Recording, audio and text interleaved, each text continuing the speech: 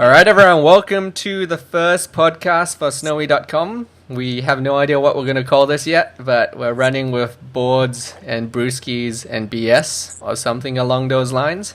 So if you're tuning in for the first time, which you are since this is the first episode, and we sit around, we talk about snowboarding, we drink and discuss current events and topics to do with snowboarding and probably sometimes not to do with snowboarding. But I am Jed, and I mean most of you guys know me because it's my website after all, but my guest or co-host, I guess, is JP Fok. JP, you want to do a quick intro? Yeah, my name's JP. I'm calling you guys from Whistler, and I just noticed something on my. Do you guys have Pilsner where you are, Jedi? Well, I'm in Korea right now, so no. No. There's like this little spout so you pop the tap, normal beer can, and then you turn the tab to the side, and there's like this little extra tab that you can pop, and it lets air in. I don't know if you can see that. Can you see that on the camera? Is that so? Like if you shotgun your beer or something weird, or? I don't know. I just noticed it, and I was like, It pops like you just push the tab down, and it pops open. Well, this is a great start to the podcast. Yeah, it makes it easy. It goes down smoother. It just doesn't. I guess. I don't know. It doesn't really change anything. So what they figured out from your intro so far is that you like to drink beer? Yeah. Oh, yeah. Okay. So sorry. I totally went off track a bit, but I live in Whistler. I'm a snowboard coach. Did a little competing provincially, national level here, and I'm a personal trainer, and just try to live the dream up here in Whistler, BC. That's about it. Hey, well, I mean, you're doing pretty well. You're one of the few people. I mean, you're like everyone else in Whistler. Everyone pretty much just moved here and started finding a random job until they could make it. Yeah, man. My first job in Whistler was I worked at Buffalo Bill's, which is one of the local bars. I worked at the door there and just basically just watched cougars dance all night, come and hit on me, and I'd squeak them in the back door. Sorry, that phrasing. as in, I let them in the establishment when it was over full every once in a while. But that's on the hush hush, and I wouldn't let anybody know about that. Well, you know, except for everyone watching this podcast right now. Oh, right, that's right. We're out. We're all online. All you people out there, snowboard land, on the internet and stuff. Oh man, okay. So yeah, JP used to compete. You used to race, didn't you? A lot of racing and stuff like that. Yeah, I did a bit of both. Like, I never anything too serious. I actually only got into it because I was at university at the time, and I saw a guy coaching a group of kids, and I went up to him and I was like, "How the heck do you get to do that?" Because basically, this guy gets paid to hang out with these kids who are already pretty awesome, and just shred and help them get even better. So he told me all about, there's a coaching certification program and you can go through it. And then from that, I just got into the whole series of competing that they have through the BC Snowboard Association. Did slopestyle, border cross. I basically just tried to do everything, and I still try to show up for at least one race a year. And I'm going to do a big air here in Whistler. And then that just kind of led into coaching. And I was studying human kinetics at the time, so did a bit of personal training on the side with that, and always tried to relate it back to snowboarding and coaching, and just been sort of juggling how to blend the two together. Yeah. Just snowboard and train and just play for a living. Well, that's the dream. That's the Whistler dream. So yeah, I got a list of topics, stuff that I figure we should talk about on this podcast, since it is about snowboarding, and I mean that's the one that everyone wants to talk about, the Olympics. I mean that's been everywhere in the news, the big disaster that is the Winter Olympics right now. Yeah. I mean, I guess first, like, what do you think of the course? Like, because that slopestyle course looks gnarly. Yeah. It's like watching some of those guys go on that last jump. It's almost like mandatory that everybody's doing a triple on it if you want to get a good score. And like Max Pro, you see how deep he landed? He went he probably went 20 feet past the paint. Yeah, oh man, I don't even know. Like, I mean, I did a blog on Snomie like recently just about like how like because people didn't know like why the course was dangerous and all this other stuff. So like I broke down like how jump angles work and how like if the landing and the takeoff doesn't make sense with each other, then like it really isn't safe to hit those jumps as much. Absolutely, yeah. I remember reading that actually, and watching most of the section. But when you watch it on the coverage, like in qualifiers right now, I guess they've gotten the rider feedback. Yeah. From what I heard, like it basically broke down like day one they got there and it was just like this is stupid. Like who designs a course like this? And apparently it was just horrible. And I guess like after day one, day two, day three, they started making fixes to the course, and like now it's like rideable. It's still not perfect, but it's rideable. Yeah, and I think that's sort of with a lot of events that happens. There's always the training day, right? Training day, you come in and riders and coaches give feedback to whoever is hosting the event, and hopefully they make changes and for the event. And it's really unfortunate what happened to Torstein. Oh yeah, man. I was just bringing it up. Like, man, did you see the video of him like when he got injured? No, I've only saw minimal coverage right now. I've seen like the coverage at CTV. That's I don't know. Whoever's giving us the Canada feed, and I've seen the Canadian runs, and I've watched sort of what's been put up for the qualifying runs at like local bars and stuff like that. Every once in a while, if I get out at night.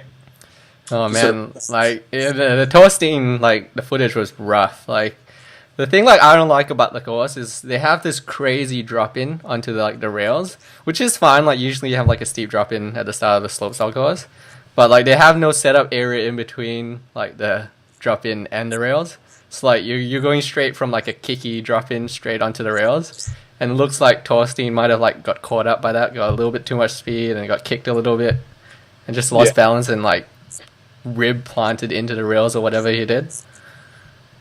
Yeah, it's. I wish I'd seen the video. I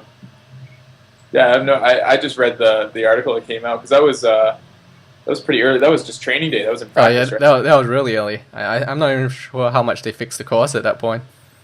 Mm-hmm. Yeah. Yeah, well, that's kind of the role of the dice, I guess. First day showing up at a course. Especially, I mean, man, like this Olympics as well. Like, have you seen like all the stuff they've been releasing? Like journalists like book your rooms 11 months ahead of time, and they get there and the like hotel's not even there. Really? Yeah, like all this sketchy stuff where like they get into their hotel room, there's no running water. Then like they instead of flushing their toilet, they have to put their used toilet paper into a bin in front of them. That sounds brutal. And, I mean, from what I'm hearing, like I've seen that hype about how crappy some of the conditions are in Sochi, and then I've got a few friends who are staying in Canada House, and some friends, good friend of mine, two good friends of mine are competing for Canada in halfpipe, and from what I hear, that their conditions are pretty decent. Although I bet you with the Olympics, the last thing they want to do, they're kind of on media blackout. Yeah. So if they're up on Facebook, they're sort of, everything they say is under scrutiny, so they're very careful about what they say. They're very quick to like things that friends might have commented that are positive towards them, but they don't really post anything other than this is what I'm doing right now. Yeah. Who's over there anyway for Canada? Is it like Katie and Yeah. So we've got we've got Katie Suyuki and Kristen Lipscomb. Yeah. From who I can remember, I think Mercedes Nichols is over there. She's a Whistler local here. Border Cross, Rob Fagan, Kevin Hill. Trying to remember the whole roster. These are all just people I know personally. Yeah. And then slopestyle, obviously the four guys: Charles Reed, the standard. Yes, Toots, Margaret Morris. The girls. Did you watch the girl? One of the girls, she comes from speed skating, man. Oh really? I didn't even watch the girls. I've only watched like highlights, bits and pieces, because that's all I can get here in Korea. A Canadian girl, she's a speed skater, and have you ever seen speed skaters? Like how strong their legs are? Oh, is she just like super beefy or? Oh, I don't know. You can't really tell in outerwear, but I watched her ride her qualifying run. She did amazing. So much pop, this girl. Just sending it. Like rides like a guy, pretty much. Oh yeah, well it's like every now and then you see like girls that are like that. They ride like a guy, and like you almost you don't want to say it because you're like, oh, you know, should I say like ride like a guy? Like I don't want to be like disrespectful to what you're doing or. Yeah, and that's sort of a struggle for like women always want to still have their femininity in sport while still playing at a high level.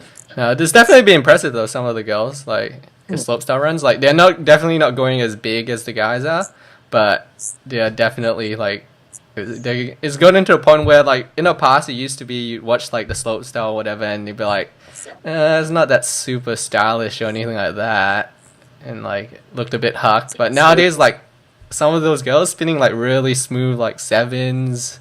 Oh, what's that? Elena Wright, is it? The half-pipe athlete who did a alley-oop double back rodeo? Oh, I kind of remember which one it was, but yeah, I seen that. Yeah, it's getting to a whole other level now. Spencer O'Brien's just killing it. They're sending it as deep as the guys. They're on the big jumps. Yeah. They're rail tricks. Some of them have some amazing rail tricks too. It's a whole other level out there now. Yeah, no, it's definitely caught up a lot, like in the last 5 years or whatever. Like I remember, like, geez, back when I used to like want to do all like the slope style and all that. Like we used to look at the girls' competitions and be like, man, like I wish I was like a girl. I could be getting first in that competition. But now, like I look at the girls and I'm like, oh man, I don't know if I could get first against some of these girls. Like just kind of sending it now. Yeah. Do you know anything about the PGS, the GS racers? What's going on with that? No. Well, I did hear like that. Like I did see like where they like had to mess with the Olympic course for like the last jump or something like that. Oh, you're talking about snowboard cross? Oh yeah, snowboard cross. Yeah, no, the PGS. But... Actually, I just ran into Rob Fagan on the Canadian team. Those guys haven't even left for Sochi yet. Oh, really? Oh, it's good. It's good. By the time they get there, maybe everything will be fixed because everything is just a. Yeah, they leave tomorrow. Their event's at the end of the week, I think, or next week sometime. They're not till late in the games, but I think it's kind of a shame, like to miss the opening ceremony. So that must be a big deal for those guys when they get there. Yeah. Yeah. Well. What else? Oh man. Well, I guess there's the whole. Let's talk judging in the Olympics. Because man, that is messed up. Like I don't even. I'm so confused watching it. Like I feel bad for the riders because after looking at how they score, like I'm not sure like what you should be doing. Like, do they want you to? Like, it just doesn't make any sense. Like how some of the scoring works. Yeah, I looked at it over. Like there's this article I read, pulled up, and it had a good breakdown of what each of their tricks were. Oh, was that the Transworld article? Yeah, that's it. Yeah. And it had a breakdown of exactly what tricks they were being thrown. And most of those guys that were getting in the 80s, 90s, watching their runs, there wasn't too much things like hand drags or wobbles or any kind of sketch out. There wasn't too much, and that's what the judges said they were looking for. Now, whether it was done on like an overall impression, I'm not sure like what they were judging. It was really odd because like some of those guys they got scored really high without like the double and triple corks and whatever. And then like was it Sage? No, Mark McMorris did a triple. Yeah. Like, and he had a clean run and like he was way down in the field for what he got on his score. A triple, but then his switch trick was only a 9, double 9. He did cap double 9. Yeah, that's why I noticed as well. Like they don't seem to be like usually the judges give you like extra points if it's like a double, but they seem to discount that a lot like in the judging. Like they don't really care as much if it's a double. Yeah, I don't know if that was the case though in this one. There was a lot of like double 12s thrown down. Sorry, who was it? One of the guys scored pretty high. Did no triples. I think 2 double 1260s and a double 1080. And I think it kind of makes sense that you would score someone higher if, say, maybe they never did a triple, but they did 2 switch tricks, both of them maybe 12s or cap and something like that, and a double 10 in there. And say your rail tricks were just dialed and awesome, 450s and super tech. I think that would make more sense than say someone who threw safer hits on the way down and then threw a triple at the end, which I feel like some of the guys that were complaining about the judging might have done. Yeah, I'm not sure. Like, I don't know, one thing that was really weird though was like, I think it was Sage Kotzenberg. Like, he did a better run on his second run. Like, he basically just stepped up his first run and did more. And they judged him lower. Like, he was like 5 points lower or something. It was weird. Yeah, I heard that. I would like to see a breakdown of exactly the difference on that one. I wish I'd watched that. You know, there's so much like controversy around judging how to judge snowboarding. People are always trying to throw in a way to judge style, and when you start throwing style into the mix, you're going to end up with things like, okay, so this guy threw a style as Japan Air 540, and then you got another kid who threw a triple 1440. There's no way in hell you can make that 14. You can say that 1440, even if it was ugly as hell, was less technical than. Yeah, it's true. I mean, there's a lot of guys that can throw a Japan 540. Yeah.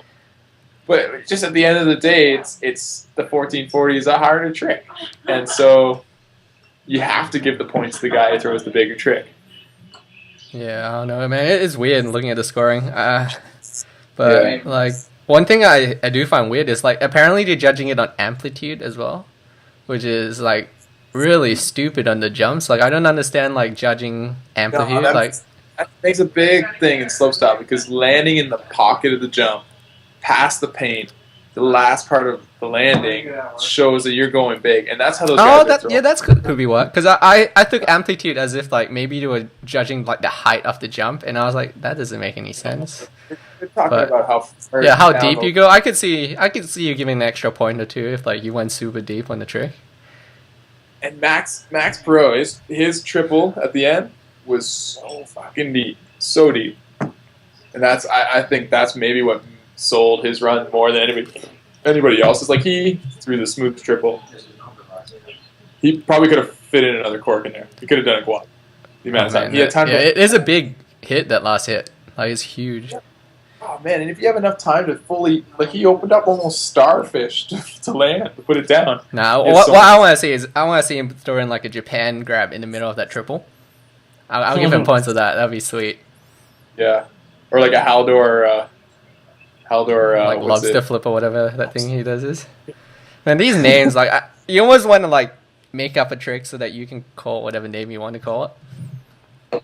Yeah. Another thing I think that gets underrated sometimes is there was a run that I watched. One of the guys threw his triple first.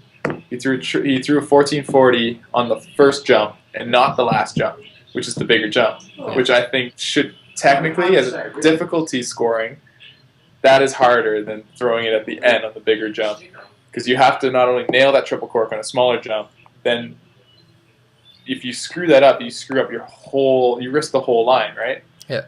Where it's safer to go, double 9, double 10, and then triple, like McMorris threw. I think if McMorris wants to really win in those finals and get to the finals, he needs to start thinking more outside the box, taking a bit more risks. Yeah. I mean, he's proven that he's the best at X Games. But right now, at the scale and what we're watching, I think we need to see.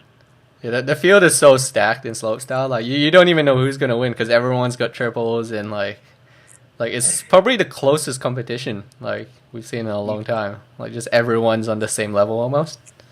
Yeah, it's pretty tight. And hello, good people. And Max Perot's on this roll from X Games. Yeah, so sorry, I got my housemate in here. No, well, professional on the Snomie podcast. 100% professional. So you want to meet my housemates? Oh, hey, bring them. They can be internet famous. Hey, I say hi to the internet. We're on a podcast. Can you hear me? Indeed, we can. Do a champagne. I want champagne. Oh, you gotta be classy. Yeah, I was gonna say, is the Olympics really the pinnacle of the field though? Because you got guys like Shaun White dropping out. Oh yeah. Oh, I mean, that's the next topic. Like, what are your thoughts on that? Pansy. I had so much respect for the guy and he's some of the amazing. things he He's said. Such an amazing athlete, amazing competitor, driven, and he's an entrepreneur. I looked a bit up to him. Pulling out of this event from where I'm sitting, to me, looks really weak. And I've lost a bit of, honestly, he's dropped a couple notches on my respect scale. You're seeing everybody step to the plate, sketchy course, but it's a Bluebird day. Everybody else is stepping up to the plate. No one else is dropping out. And somewhere in the U.S. is some poor kid who worked his ass off to try and qualify for that slopestyle spot. And all of a sudden, Shaun says, "Nah, I'm just gonna go for half pipe," and that kid's not competing. Yeah, I don't know. It devalues the whole contest because now, I mean, everyone's gonna know he dropped out, but no one's gonna know that. Well, basically, the Canadians were gonna kick his ass. I mean, that's the thing with like it is weird as well. Like, it seems almost like out of character with like Shaun, because everyone knows like how absurdly competitive he is, and it seems like this would have been like the place to be competitive if he was going to be competitive. But it's almost like he just out of nowhere was like, nah, I'm not as competitive in slopestyle, so not gonna bother. Gonna just stick to half pipe and do my thing. Yeah, it seemed like a cop out for me. I mean, it's like he's pretty much guaranteed his gold medal in half pipe if he stomps this run. Like he's always absurdly dominant in half pipe, but it's almost like he copped out of the challenge, because you almost want to see like, can he compete with the guys in slopestyle, because he's fallen so far behind in that time when he didn't do slopestyle. Yeah, and he had that crash at X Games, and I mean, the thing like he's always been known for is like his consistency, and like there's no consistency in his slopestyle right now. He just seems to be like just like any other guy. That's it. But I mean, the thing I looked to him with lots of respect for was that he would show up the day before a contest, see who the best was and what they were landing, and he would learn the trick like day before a contest that would win him the spot. He would do what he needed to do to win the day before if he needed to affirm that first place spot. So he was truly a competitor, and he stayed on top for so long. I think because he had that drive, and it's funny with freestyle snowboarding, you tend to get the guys who are a bit more relaxed, chilled out, not so into the competition scene, or you sort of seem like they're not into the competition scene, but they're into it. They're just trying to act cool, I think. You see more guys like Shaun in bordercross, those A-types, the people that want to win, and they're very loud. And I forget who was saying that. It was a bordercross coach, and he said, he turned to his guys, and he was like, "You guys just better be lucky that guy's not racing bordercross right now. Because if he brought that to the racing scene, he would just sweep it. He would do the same thing right there." Yeah. Yeah, I don't know, man. Like, it's weird. Everything's getting old, but like for bordercross, you're never really too old for bordercross. 28's like a youngin for bordercross. Maybe that's where you should go. I don't know, man. I don't know. Like, the whole situation's really weird. It's like, why didn't he drop out earlier? Like, if he was gonna drop out, should have done it like a little bit earlier. He could have flown someone in to take his spot. Like, that's the only part that sucks. I don't actually care that he like dropped out that much. I'm like, whatever. Like, it's the Olympics. Like, as far as I see it, I think he just treats it as like a gold medal event to get medals. But like, he definitely should have done it earlier so that someone could at least have stepped up and taken his spot. Yeah, that's a total shame for whoever was next in line for that spot. Well, while we're on the topic, what do you think it is that makes a Yumi Hirano able to go so high, even though he's like some tiny Japanese kid who's like 14? That kid's amazing. Like I always just assumed it's his amazing timing, and like watching his riding, his timing, like he doesn't waste much energy. But like, do you think he's got some secret up his sleeve that makes him able to do that? Because it's crazy. Man. I mean, Shaun White isn't that big of a guy. He's pretty short. A lot of these guys are pretty small. I mean, I never really grew up riding much pipe, I'm 6'2", 200 pounds, and I struggle to get, even 10 feet out of the pipe. Yeah. So it definitely comes down to a technique thing, being able to just kind of give it balls to the wall, laying your base flat as a pancake, and carrying a clean edge from your down wall across the up wall. I think that kid's just got his technique. Man, that kid's technique is so scarily good for like how young he is. Like, it's crazy. Like, yeah. Like, I don't even know what to say about him. Like, when you watch him, you're like, man, how does someone so small like get such perfect technique that he goes like 50 billion feet out of the pipe? Yeah. I mean, and the thing is, this kid's coming up. Shaun's gonna have to freaking focus if he wants to win this Olympics. I think. I think he's gonna be like, wait, Haruna is like at the Olympics, right? Yeah. He's going for Japan. Yeah. Like, man, like, if that kid has like his doubles unlocked and that, like, he may actually be able to like challenge Shaun White. Although, like, I still assume Shaun White's got like a couple triples in his bag. That here's the thing: you're gonna need a triple in the pipe, I think, this year. Yeah. And I've seen footage of what's his name, the little Japanese kid, Ayumu Hirano. Ayumu Hirano. Yeah, right? I think it's something along that line. I hope I'm not butchering his name right now. Yeah, me too. He is gonna. I've seen videos of him tossing some triples into airbags. If he's got that on lock with his style and his ability to throw in some amplitude, I think there's no doubt he's going to give Shaun a run for his money. Man, imagine like what it would be like though, because Shaun's dropped out of like that slope style to basically claim his almost guaranteed gold medal in halfpipe. Like, imagine if he loses halfpipe now though. Like, well, that would be. That would be so bad for him. I think that would probably ruin his. Well, that would probably end his snowboarding career right there. That's when you say you're done, right? Like. There are some people who are just a pain in the ass to serve. Yeah. I mean, he's given up on slope style to focus on half pipe. So, man, he better win now. Like, yeah, I mean, to his credit, he's had such a good run. That's true. He has been dominant for so long. Yeah. He absolutely owned it. Although it does make you wonder, because it's like, okay, here's a question. What do you feel about, like, when is too much snowboarding? That's a good question. I was just thinking about this, because this year, last year, I rode 160 to 180 days. I rode every single day that Whistler was open until it was closed. Yeah. Did some days in the glacier in the park, and this year. Wait, you only got 160 days. You rode every day. Surely it's more than that. It would have been like 200 or something. No, starts end of November. November till end of May. Yeah, I guess about 160 something like that. Yeah. Yeah. Keep in mind, some of those days I was teaching, so my pass wouldn't get scanned if you end up.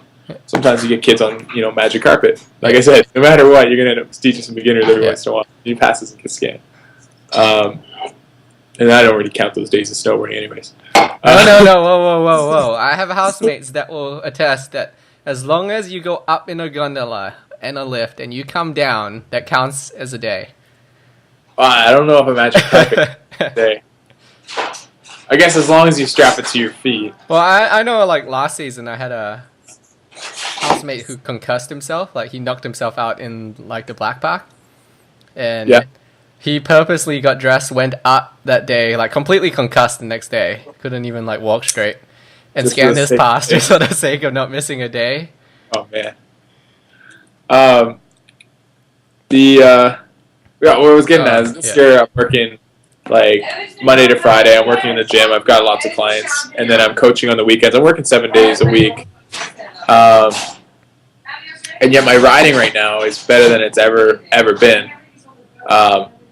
Just in spite of not being on snow every day. And so I don't know if necessarily it's always a good thing to be on snow every day. I've been on snow every day, and sometimes you get these huge lulls where you're not improving, you're plateauing, your legs are getting sore, they're getting tired. But you definitely need days off, like, as well. Like, it helps. Yeah. Everything. I think you need days of taking your mind away from it too, and doing something else. And that's what I've been doing a lot of this year, is doing, you know, other sports, trying other things, and Yeah, you know what? I find that that's like the one thing, like a lot of people outside of snowboarding don't really get that. Like, well, sometimes I talk to my friends, I'm like, man, I need a break. Like, and when I've been like on the hill for like 14 days in a row or something like that, and they'll be like, what are you talking about? You've been snowboarding the whole time. But Yeah. it's almost like the mental aspect of thing. Like, it's like if you ride park a lot, like there's always that thing in your head. You're trying to calculate the risk. You're always thinking like, oh man, I gotta get this technique right. I don't want to knuckle. I don't want to land on my head upside down. It's almost like there's that constant level of stress, like in the back of your head when you're snowboarding, and just like the mental aspect of it. yeah, and you always need that for everything you do a little bit. But if you're doing it all the time, I think the biggest thing for me was just so instead of snowboarding, I was training for a half marathon. I went to Vegas. I just started running.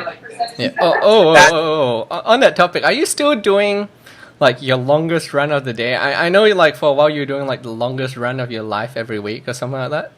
Oh, that was when I was training for this half marathon, because I had never ran that distance. So I was challenging myself in a new way. So every week, when you're training for runs like this, every week you're at least doing one long, slow distance run where you're just going for distance, and you're always building. So when I was training for it, I would do, you know, 2, maybe 3 short runs. Some of them are high intensity, just like sprint stuff. Some of them are hills. And then I would get to my long distance run, and you just go. And that would be every week was after, because I'd done 10Ks growing up. Every week was just the longest run I'd ever done. Yeah.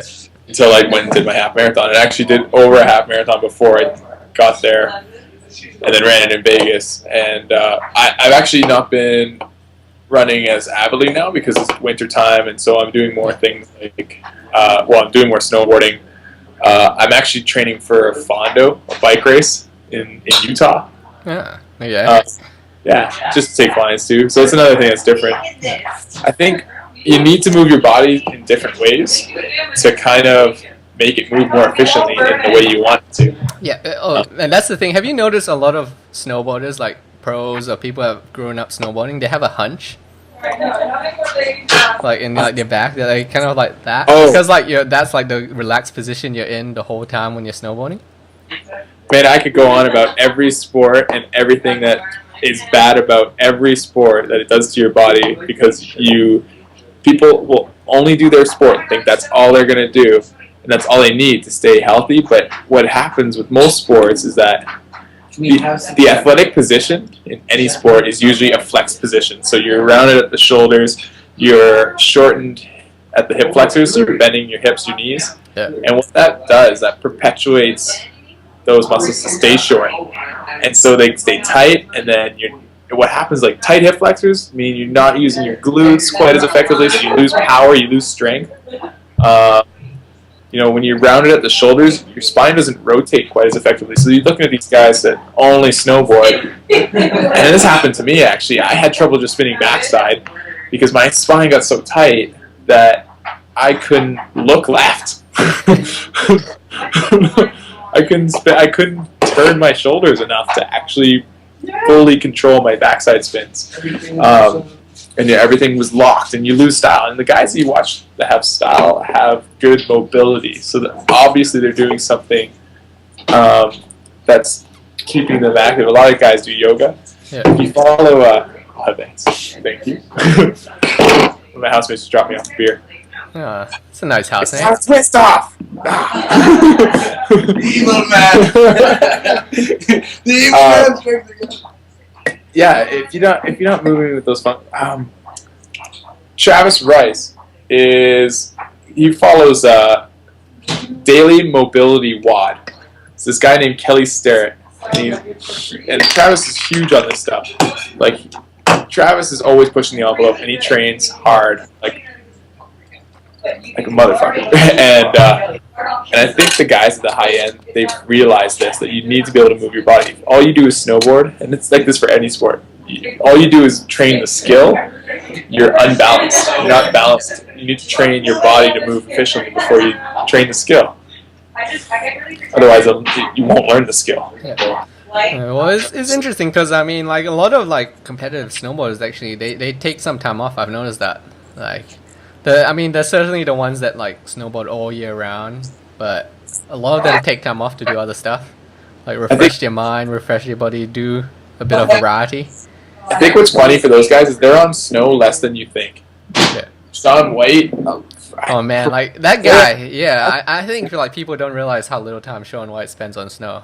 Yeah, I think he'll do like a couple training weeks here and there. He shows up to competitions, then it's just contest after contest. And a lot of athletes that I've worked with, it's like that. It's like almost every weekend is a contest. So those weekends you're at contests, you're barely riding, you're not really practicing, you're just solidifying the tricks you already know. So you've already gotten to that level. You have these tricks, and now what we're doing is piecing it together into a run.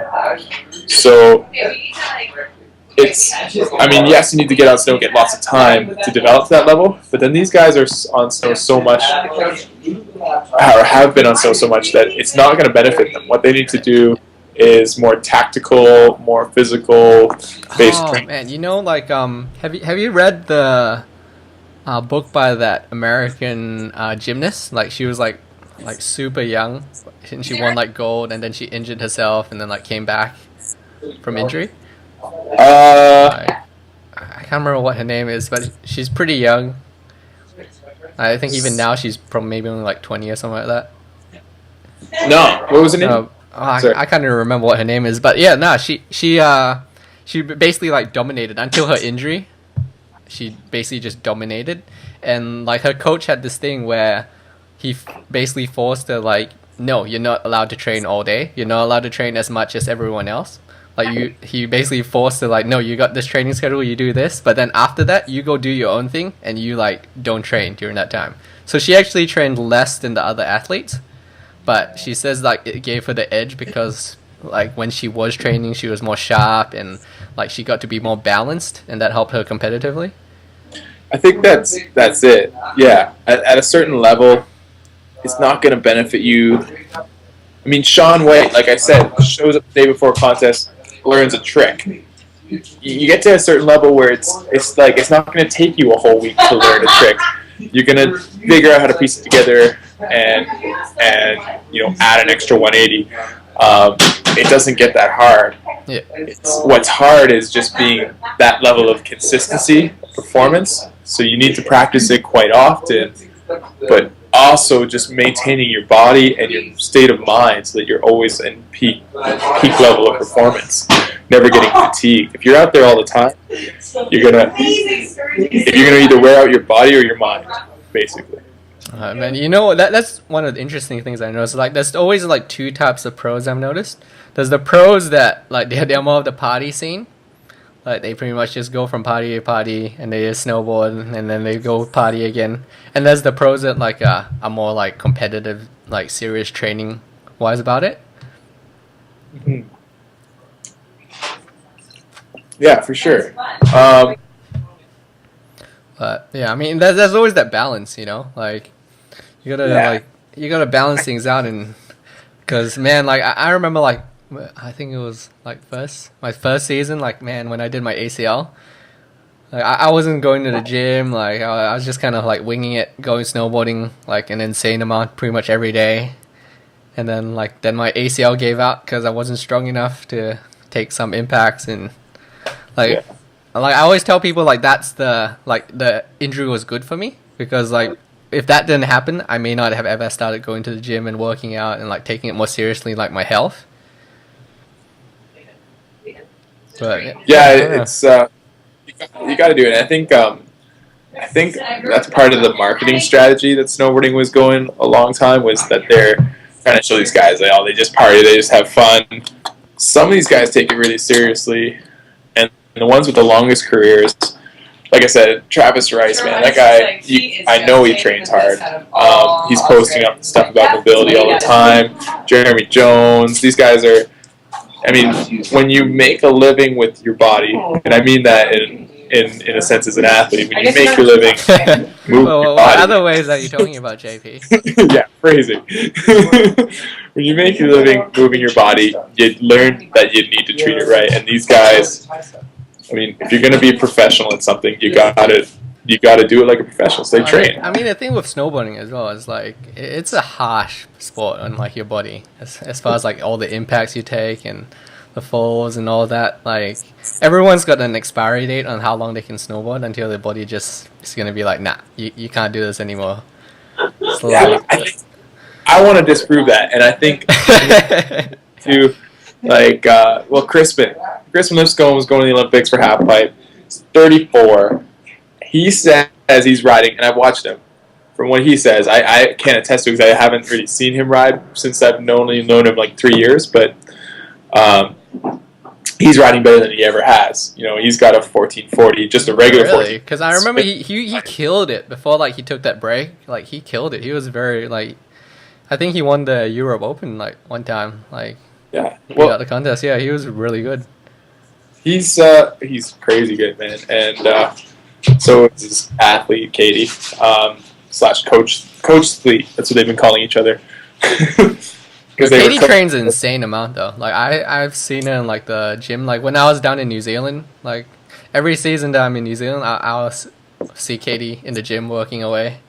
Well, that's what you got to do, man. You make your body indestructible in a sense, or you got to make your body able to not only handle the forces of the sport, but handle the falls. You can't always land your trick. Sometimes you're going to eat shit. If your body's capable of handling it, then it'll be fine. Oh well. So I always tell people like, man, like, you know, like I like it's weird. Like I don't really care that much about money and that sort of thing. Like as long as like I got my basic bills paid and like I get to snowboard and do my thing. But like if there's a reason to have a lot of money and it's like stem cell research, man, like like the bowler in like 50 years when like everyone else is failing and you're replacing all your limbs with brand new ones. I guess so. I mean, there's the quick fix for everything, but I mean, if I had lots of money, I would do what most of my clients are doing, which is pay a guy like me in what I call preventative medicine, preventative injuries, and just make you like I never let anybody off the hook. I had people today that were going to no-show on me, and I called them, and I'm like, you know what, I'm rescheduling you. We're going to find a hole in your schedule. You're going to show up, and we're going to do this workout, and that's it. You never let anybody off the hook, and you need somebody like that in your life who's saying, all right, we're going. You're doing it's like it's accountability, right, at the end of the day. Yeah. Like, you got to be accountable. Otherwise, you just skip out and stuff. All right. Snowboard topics. By the way, do you have any snowboard topics? Otherwise, I'm just going through my list. If anyone wants to send me a new snowboard, I'm over here. Yeah, I know. We're going a bit long, but I don't think it matters. I think I might have cut out some of that stuff earlier anyway, because like the internet connection went a little bit weird for a while. Yeah, and I'm sure I laid down some shit that I don't know. No, but this is fun. Like, okay, here's a question. What's the difference between a pro and an uber pro in your eyes? Like, as far as like a pro that's like really like the top 10 pro. Like, what makes them different? The difference? I mean, we've talked a bit about it so far, but yeah. The difference is in the level of consistency. Like, you watch a guy like McMorris just time and time again hit the podium. There's a reason why he can show up to contests in a high-pressure situation and perform over and over again. Just like Shaun, just performing over and over again, no matter what the pressure is, no matter, how many people are saying, maybe you're too old for this, you need to retire, or it's just, I think that's the difference, is the consistency. There's a lot of guys out there, they got the tricks in the bag, but they don't have the mental aspect. The ability to just kind of turn off the anxiety or whatever it is that's making them, that's going to hold them back, and just do it and just execute, visualize and execute. Okay, that's a good question then. Like, how much of snowboarding do you think is mental then? All of it. Everything in life, man. It's 99% mental, 1% physical. Getting the physicality of it down, that's the easy part. It's being able to send it to that level. that's mental. It's all mental. Oh man. No, it's interesting the whole like mental aspect of like snowboarding. Like people don't like get it. Like a lot. Like I was saying earlier. Like people don't get it. Like you come home from a day of snowboarding, you're like, man. Like not only am I physically exhausted, like I'm mentally exhausted. Like I just like sometimes some days you come home, you just want to be like, I want to turn on Family Guy and just sit there and not do anything. Because like you're completely wasted and your like brain you don't want to think. I used to get off work, straight après beer, and then go right to bed. Just go right to bed and then do it the next day. I tell you what, man. Like as far as like the lifestyle of like this whole snowboarding thing goes, like a lot of people like when I talk to them when I'm back home because I travel a lot and like I run into friends who are still doing the standard 9 to 5 job and all of that. And Jedi, can I interrupt you a second? Yeah. So I've had 4 beers and I gotta go to the washroom. Okay. We'll cut this out.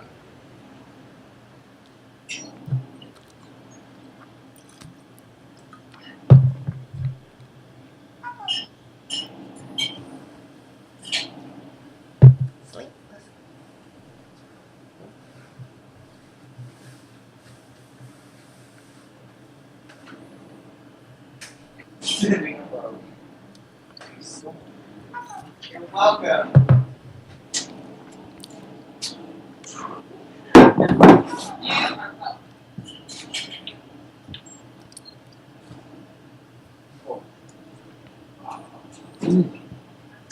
Hey, Brian. Sorry about that. Yeah, it's all good. We'll cut it out. Oh no, we might leave it in. It might be fun.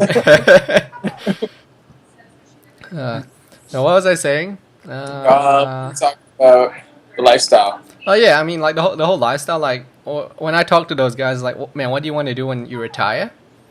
I'm like, nah, I kind of want to keep doing whatever I'm doing right now. Like I'm pretty happy. Like and like when you talk to those guys, they're like, oh man, like won't you get bored in retirement? Like if you gave them like a $1 billion, and meanwhile, like if I give that same question to any snowboarder, like none of them are saying they're going to be bored. They're going to be like, no, I'm going to go snowboarding. I'm going to hang out with my friends. Then I'm going to sleep, and I'm going to do it over the next day and be perfectly happy. Yeah. You know, is that certain happiness of just like being content with what you're doing? For sure, and I think you do need to be content with what you're doing. For me, I think the competition side of things has always driven me. I'm the type of individual that's always striving for more. Yeah. I'm never satisfied with my situation. Yeah. And snowboarding hasn't always been my only sport. I used to play football and stuff like that. And I always had coaches telling me things like, you know, you got to stay hungry. And that's, for me in life, is I think the day you get comfortable with your situation is the day you're kind of defeated as a human being, because the best things in life happen outside your comfort zone, right? Yeah. So You gotta live a little bit outside your comfort zone once in a while. Yeah, like, I don't know, for me, this switch I had this year, just going to being a personal trainer and doing things like half marathons with clients and riding road biking races or mountain bike races, is just, it's a whole other level of something outside of what I'm comfy going in the park and spinning and jumping and snowboarding. That's my comfort zone. For some other people, that's not their comfort zone. That's way outside their comfort zone. What's uncomfortable for me was endurance sports, and now I'm like, okay, well, what held me back from doing a half marathon was the fear of like, why would I want to run that? It's gonna hurt. Yeah. And then I did it, and I was like, wow, that was freaking awesome. That was fun. So I think that's the key to life, is to just always find a way that, you know, if you start getting too cushy, you get bored, you get complacent. I've seen it happen to so many people. Like, it's awesome, but it's not sustainable. You can't always just do that. Oh well, I mean, it's like Whistler as well. You see a lot of people get sucked into a whole like party lifestyle as well in Whistler. Whereas it's almost like they kind of start just like snowboarding, they party, they do it over again, live paycheck to paycheck. And I mean, that's fine for a while, but you got to do something. Well, that's why this place is so transient. I'm somebody who moved here at 20, too, trying to make it as a local and stick around. And I mean, the people who stay here, they're not here because they're happy doing just the same thing day in, day out for the most part. I think a lot of them are happy because they found ways to keep challenging themselves in other avenues of their life.